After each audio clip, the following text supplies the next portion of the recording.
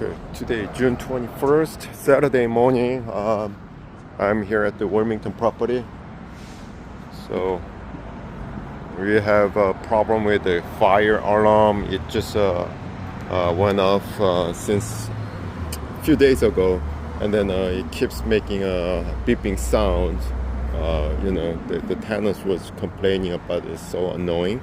So we sent out the HVAC technician because we noticed that one of the sensors in the duct it went bad, so we're replacing it today.